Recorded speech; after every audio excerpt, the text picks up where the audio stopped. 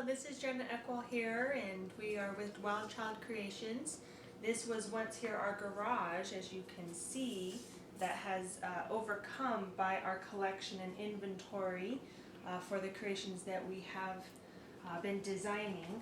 And right here is the beginning process of the collection of all the bottles that we go through, and we sort them out and wash them down, delabel them.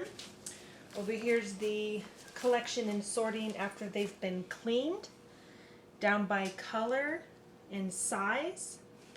And then we do make our own frit, which we'll show you a little later, in some of the things that we create to have more embellishments.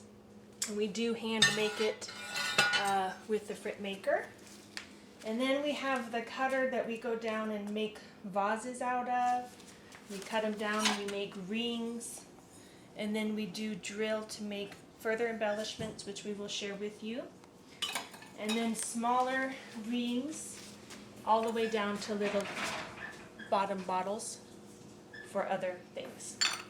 And then over here we have some of the things after they have been painted by hand and then embellished, and then we will show you in here some of the creations to make like a chain out of, which we will show you shortly. And then over here we have our collection of materials that we gain from the recycle elements and turn it into crash glass, safety glass, which is known as tempered glass, which we will show you later in our work. And then here we have the kiln that we do some more of the slumping and fusing methods to our creations. So now here you have some of the finished product items that we took, such as the wine bottles that were destined for the landfill. We now repurpose them into Wild Child Creations for everyday enjoyment. So you see the tempered glass here that's embellished into either a votive or candle holder. We've painted them. Over here we've fully painted some more different types of technique to still see during the day the color, and then at night you can see the light penetration. Here we did some themes of cathedral rock and bell rock, and then you can embellish them with lights inside for night ambiance. Here we have the Christmas type candle embellishment with the big wine jugs. We have some rings that we embellish down, which we can turn into a chandelier effect, which brings us over to here, the slumped wine rings, to either turn it into a chandelier top or a yard figurine if you slump it to a wrought iron for your garden. Then you have here some of the other materials that we reclaimed out of the recycle bin. We hand cut them down and then we slump them, embellish them.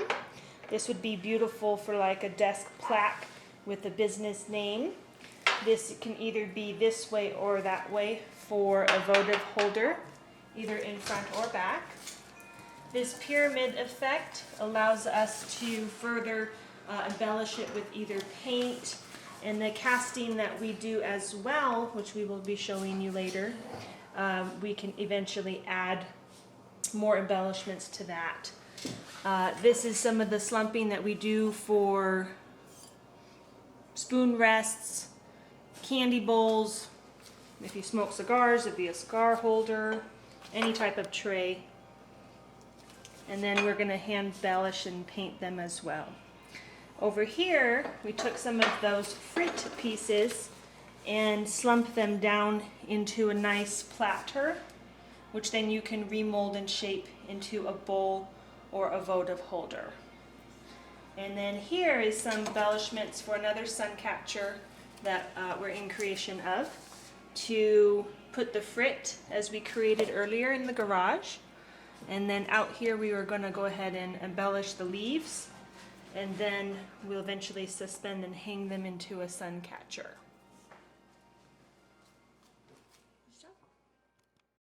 So here we have one of the rain chains that's strung together with the chain, hand painted, and we use the wine bottle tops. Over here we have a mushroom type shape. Same thing, we just reversed it to give a different light penetration effect. And then we have the ring orb make with all of the strung Swarovski crystals along with the recycled wine bottles. And then we have over here the third, completely different, again, effect and feel, but still using the wine bottle tops.